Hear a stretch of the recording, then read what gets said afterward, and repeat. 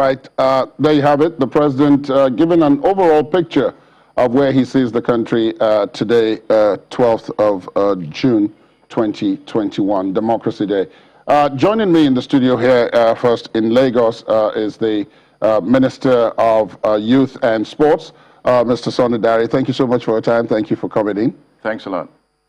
Going to Abuja, joining us from our Abuja studios is human rights activist, constitutional lawyer, and High Chief Mike Ozekhome. Thank you so much for your time. Welcome to the program.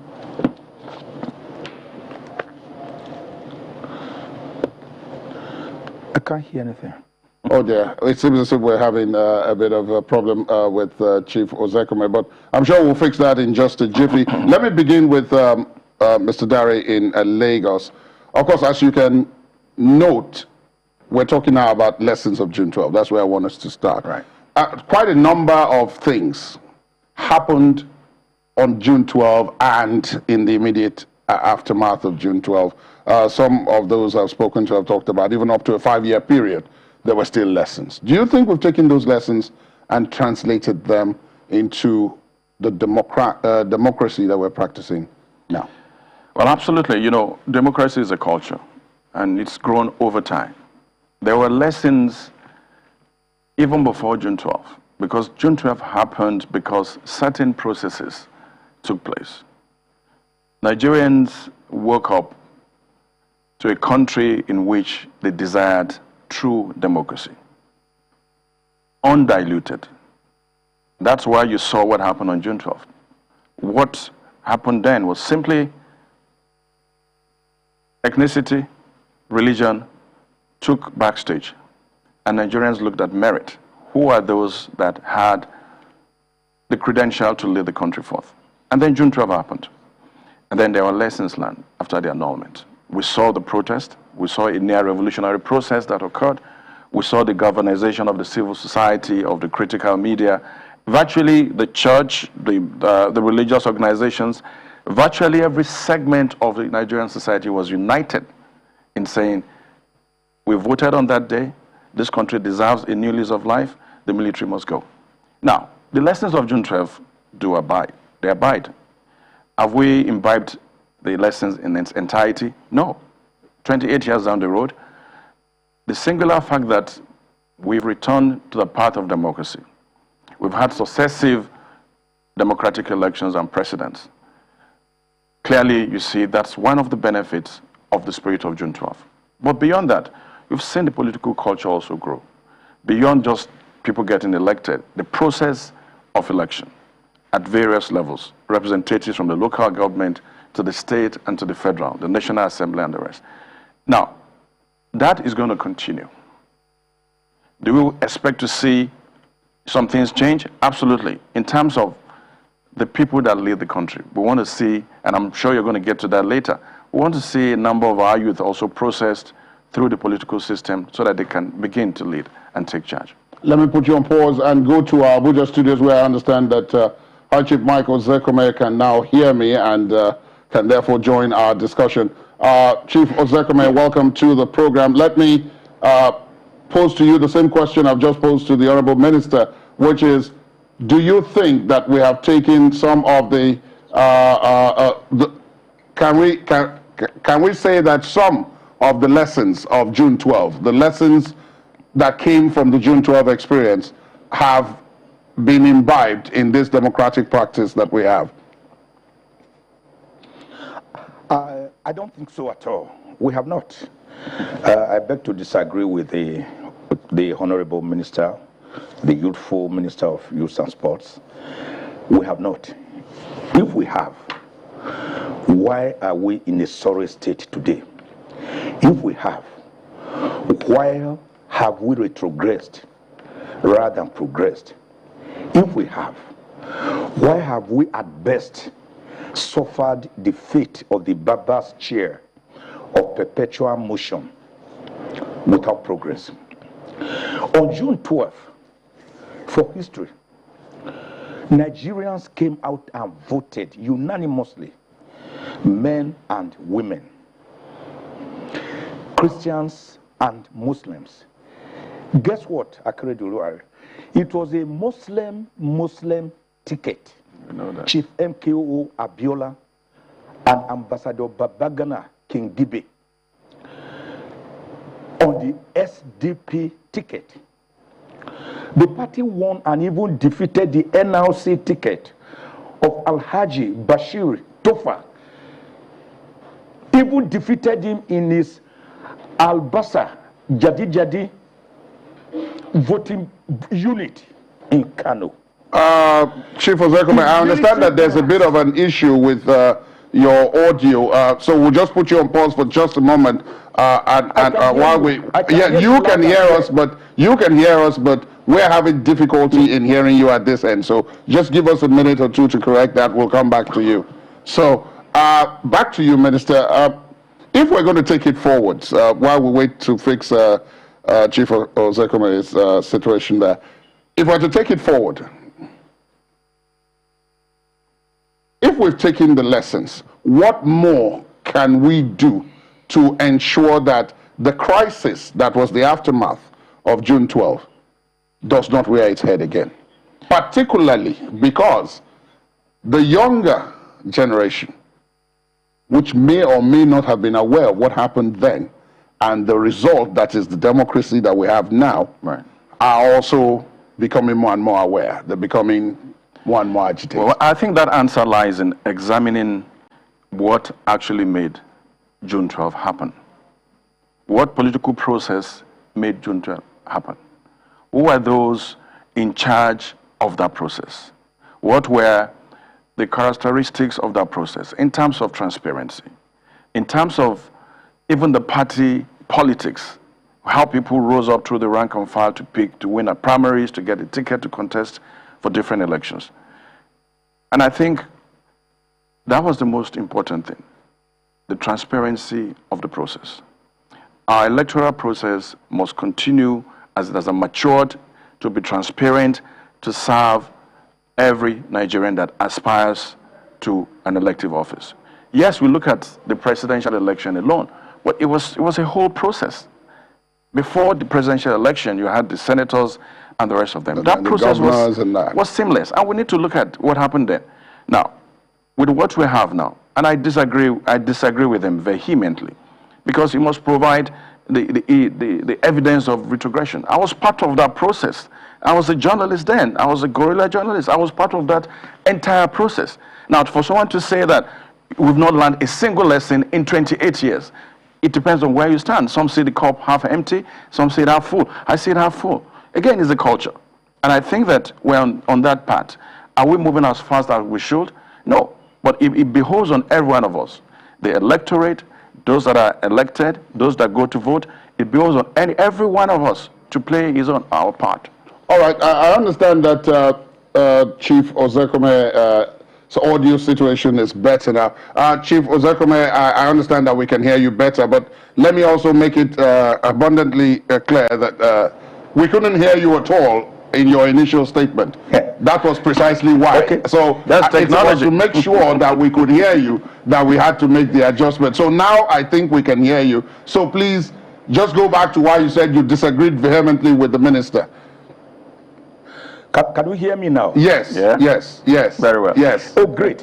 Yeah, I said I disagree with the minister, and in disagreeing, I said we have not progressed at all. Rather, we have retrogressed, because the situation is worse off today than we were in 1993. We have suffered the fate of the Baba's chair, of perpetual motion on its axis without progress. We have behaved like the Bourbons of European history that learned nothing and forgot nothing. On June 12, 1993, Nigerians of all walks voted for a Muslim ticket.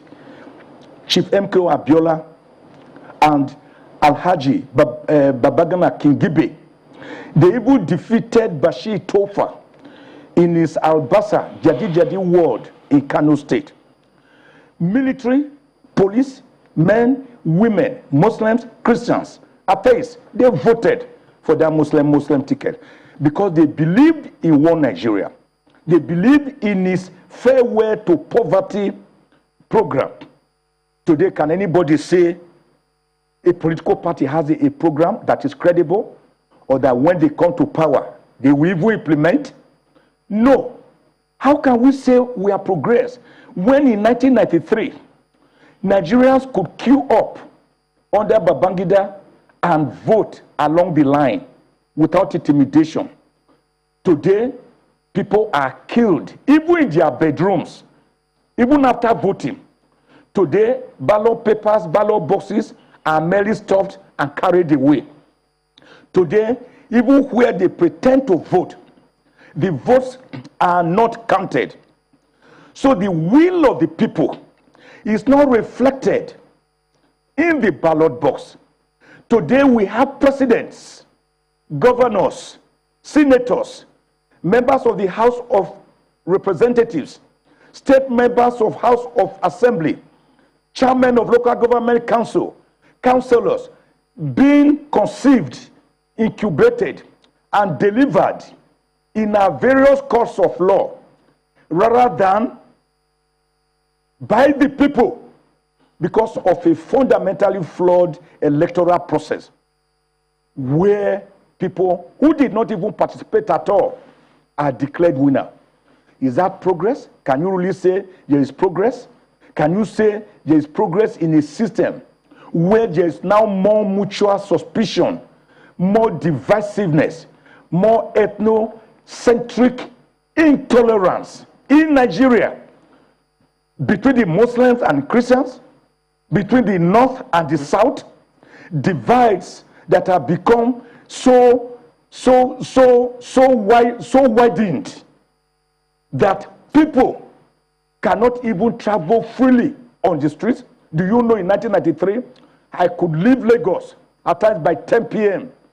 with my young wife that I had just married 2 years earlier, and we would drive all the way from Lagos through Shagamu, Ore, Benin, and go to my hometown if you could hear again about them. Today, can you even move freely? All the politicians, can any of them move freely without an armada of security, as if a president or an army of occupation is arriving? Is that what we call progress? To me, that is retrogression. We have even gone back. We have gone back to a near state of the Hobbesian state of nature. Chief Ozekhome, I want to put you on pause and let you and ask you the second question that I asked the Honorable Minister, which is that if in your case you believe that we did not learn the lessons, we haven't taken those lessons and moved them into the democratic practice that we're having, the question then is, how do we do so? How we do so? One, we have credible leadership that is transparent and responsible to the Nigerian people. We have a strong, virile civil society that holds the government accountable to the people. We have a restructured federation where all the injustices, they are not perceived, they are real, they are manifest, they are widening on a daily basis, where these injustices are removed. Are we not celebrating June 12th? Today, Democracy Day. I fought for it.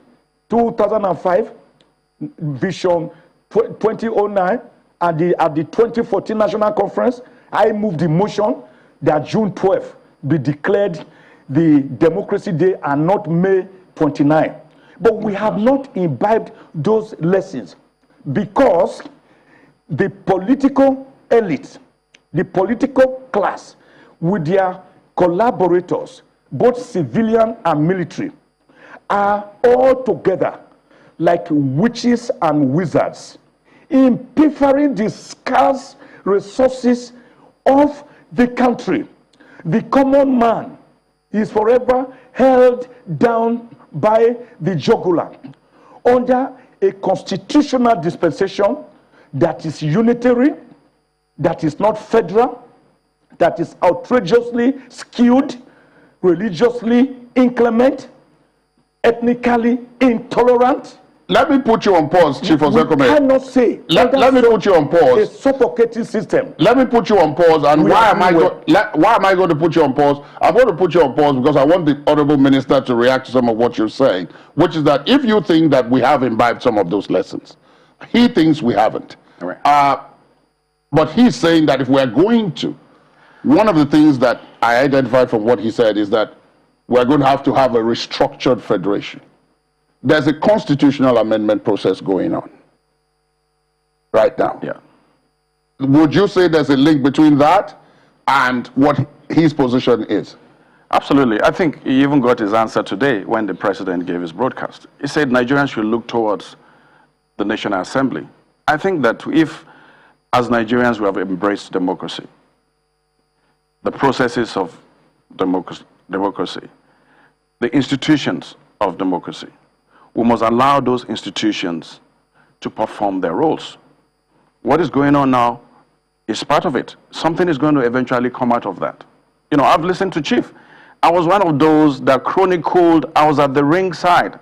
I was one of those journalists, young journalists then, that chronicled with Tempo and the news magazine, the AM News and PM News, that chronicled that era. Beyond the newsroom, I was also on the street. And I know what happened then. And I repeat that the situation we had then was different, totally different from what we have now. It went in different directions, security, etc. I'm focused on the lessons learned at the democratic level. And I think you have the judiciary, you have the executive, you have the legislature. These institutions must perform their role. The tendency to always insist that the executive must provide all the answers. He's a lawyer, a well-respected lawyer. We must also look through the instrumentality of the National Assembly, the representatives of the people. See, whatever you've chosen, what form of government you've chosen, worse and all, you must allow that system to work. Even the people, the ordinary citizens, have a role. Elections that are rigged, it's not just politicians that go to rig. They also use the people to rig. That's why those involved, you must also decide that you will not be part of the wrath. You will be a solution. So I still insist, there are lessons learned. Have we carried on the entirety of that lesson? Absolutely no. Has there been a change? Imagine if we were still in the military era. I knew what we went through under the military era. I know what we enjoy now, a democratic space. It might not be a perfect space, but it's an effort. It's a continuous effort we must make at it. Chief Ozekhome, I'm coming back to you. We're going to take a break at this point, but I'm coming back to you once we come back from that break to respond to the issue of if you want things to change, if you want things altered, you're a constitutional lawyer, that we should look in the direction of the National Assembly and constitutional amendment. That will be after the break, though. Please stay on with us.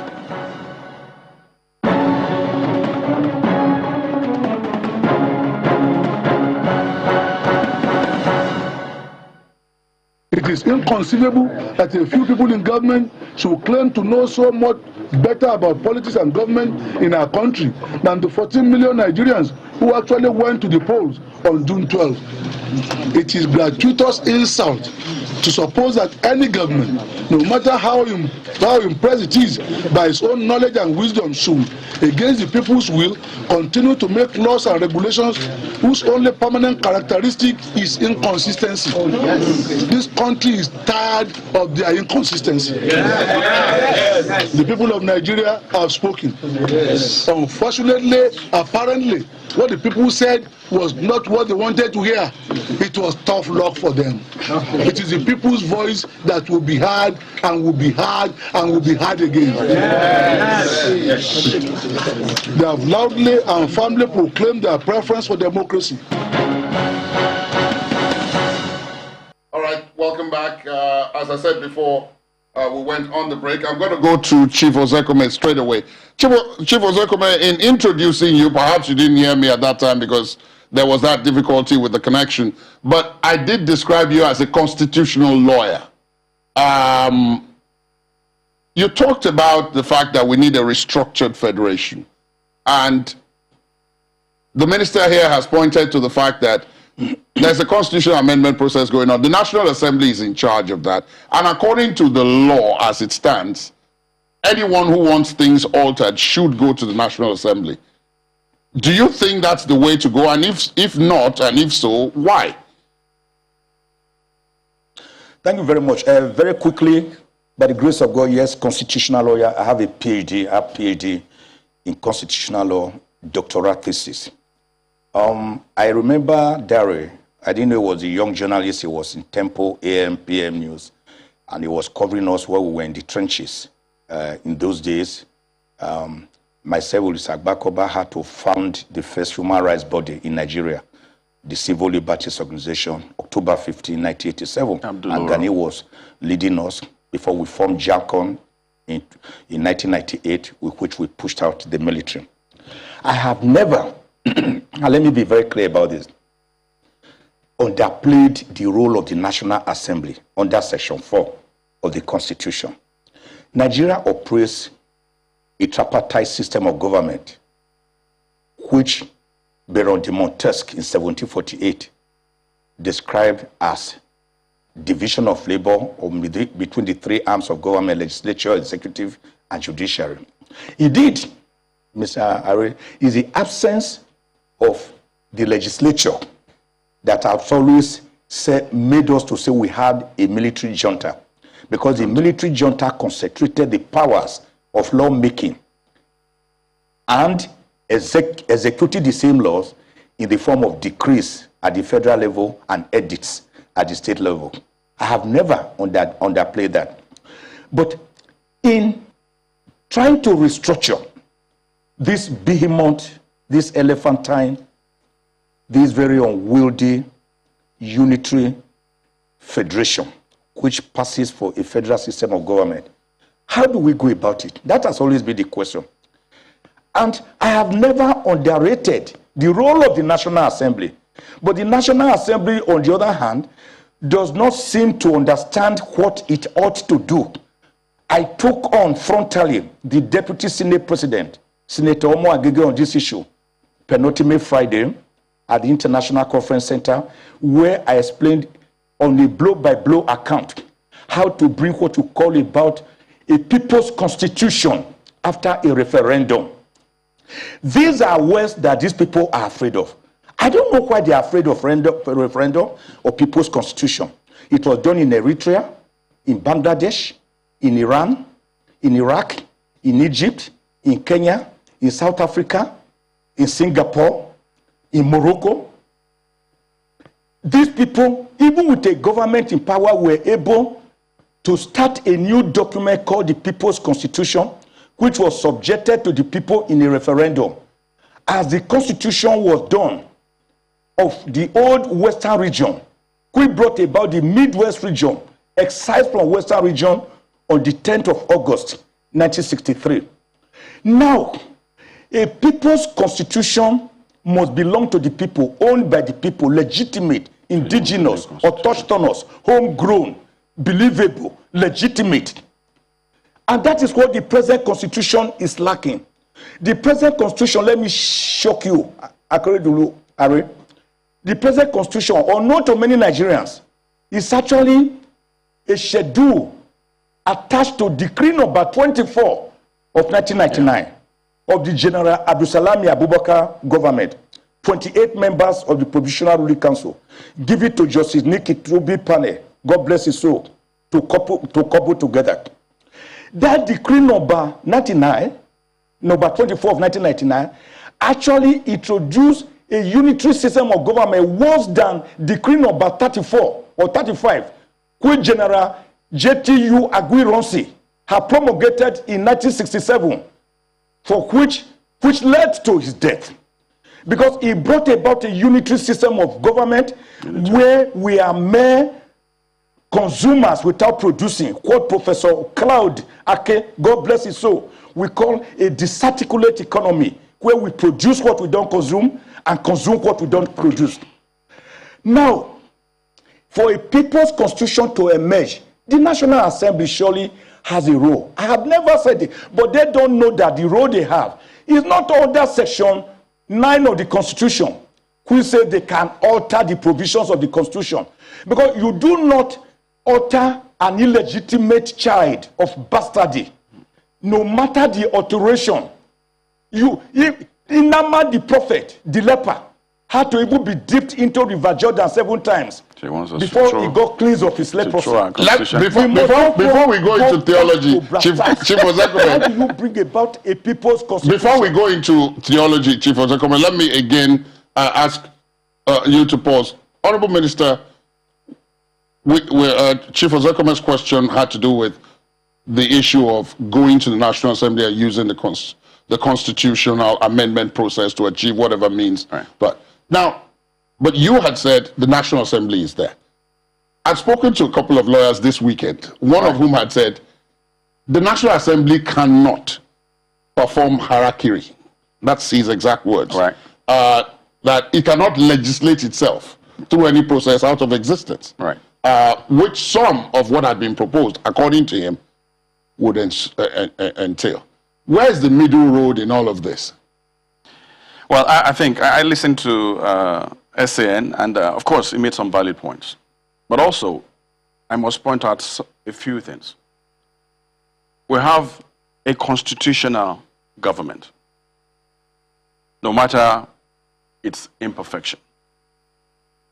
And that government is in place because of a document, no matter its imperfection. Should this country then just simply throw away that constitution and birth a new one?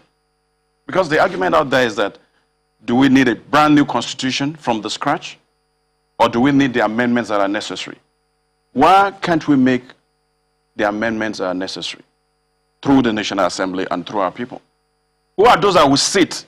It seems like he's saying that there's some superhuman somewhere who have an idea of what that utopian, pristine constitution of this country should be, and the moment the National Assembly agrees, they just come up and drop it. No, it must come through a process. And that's why we have the provision for amendments. I'm not an SAN, but I'm also saying, with the little I know, the process that is going on, the National Assembly, that institution, he talked about judiciary, the legislature and the executive, why don't we allow them to do their job? And I think a better way also is for the SAN himself to inject himself into that process, become a member of the House of Representatives or a senator, and get there and chair that committee and see the impact it can make. So I think the process that is ongoing, we can impact that process. I'm glad it was at the International Conference Center to have that conversation. And I think most of these things, Nigerians are watching, they are being documented. We should give this process the fair chance and the benefit of the doubt. But to think that some people somewhere will bring a brand new constitution, who are these people? What are their ideas? And then just drop it? What happens to what we've had? Because we have a government in place. While you have the floor, Honorable Minister, let me give you a minute and a half to link this to the next subject that this program is going to discuss in its next segment, which is the role the younger ones have to play in all of this. I was taking a look at the statistics. About 47% of this country is under the age of 14. So you can imagine what quantity of people we have if you extend that to 18, 25, and so on. What role do they have to play in this process? Actually, about 65% of our population are under the age of 25. So we have a youth bulge in this country, which is attendant challenges, unemployment, the desire for greater political inclusivity and participation. And I think they often say that the future belongs to the youth. I think the present also belongs to them. But then there are roles and responsibilities on the part of government to open up the political space, involve the youth in government and governance. It's about 3 years now that the Not Too Young to Bill was signed by President Muhammadu Buhari. We've seen a number of our youth elected into various positions. We need to encourage more of our youth to participate in that process. Beyond that, I think the issue of making sure that our youth have a career path, get employed, are lifted out of poverty, is really important. Of course, we hear they say, you know, an idle mind is the devil's workshop. And we have a government that is engaging the youth, engaged in the process of upskilling them, of making sure that in the 21st century society that we live in, where technology is an enabler, the government is conscious enough to make sure that several of our programs, not just through the youth ministry, but also 7 or 10 other ministries and a lot of agencies, are focused on technical skills, on digital skills, on making sure that we train them from training into enterprise, supporting them into entrepreneurial areas. There's no country, I must say, that has been able to solve youth unemployment problem without placing its youth on the path of entrepreneurship. So you can talk about political participation, but even beyond that, everything boils down to, are the youth able to pursue their careers? Are they fully and gainfully employed? Are they also kept busy in those processes? But I think the youth have a role. I want to see the youth of this country play a key role, get into elected offices, hold the drivers of not just our economy, but of our politics in this country. Now, Chief Ozekhome, you are going to get the last 2 minutes of the segment, and that's because I want you to... Okay, please go ahead. He asked the question, who are these super people, these super human beings who will make the constitution? The super people, the special people are the people, the Nigerian people. See, the National Assembly cannot give a new constitution. I will tell you, that is cannot amend the constitution and give it back to the people. It is the people that give birth to a National Assembly, not the other way around. Their fear is that when the people want to decide, they may decide to say 360 members of the House of Reps are too many and 109 senators. Let us remove one arm, one chamber of the National Assembly, or make it part-time sitting. How does the National Assembly come in? I'm telling you, they still have a role to play. Instead of resorting to Section 9 to amend an incurably defective document, let them resort to Section 4. I agree with him that at least we have a constitution in place, no matter how bad, we have a National Assembly in place. Section 4 provides that the National Assembly shall have power to make peace, to make laws for the peace, order, and good government of Nigeria. The National Assembly can therefore, without doing something about amendment, enact a law. And they can do this within 2 to 3 days, the way they do first reading, second reading, third reading. They enact a law that provides for a constituent assembly and how it is brought about of the people, elected members of the people who will come forward. Then their present assignment exercise, all the views collected from Nigeria, then the views of the over 600 views, some of the most useful of the 2014 National Conference by 492 delegates drawn from Nigeria. Then the 1963 Republican Constitution provisions, like Section 140, which brought about a true fiscal federalism. You collect them together, hand over to this Constituent Assembly that you have ignited, that you have brought about, with a provision also in that law that you have passed regarding referendum. When the Constituent Assembly has done, send it back to the people, yes or nays. Do you agree, for example, that the National Assembly should now be unicameral instead of bicameral? Aye, the ayes have it. Then we have one. Or nays. We are not saying the National Assembly cannot play a role. I'm sorry. Let them play a role. I'm sorry, Chief Ozekhome. We're completely out of time. I allowed you to complete that because I wanted you to complete the process, but we're completely out of time. Let me thank you, High Chief Mike Ozekhome, Senior Advocate of Nigeria, in our Abuja studios for your time this evening, and of course, the Minister of Youth and Sports, Mr. Sunday Dare, in our Lagos studios. Thank you so much both for your time on the program today.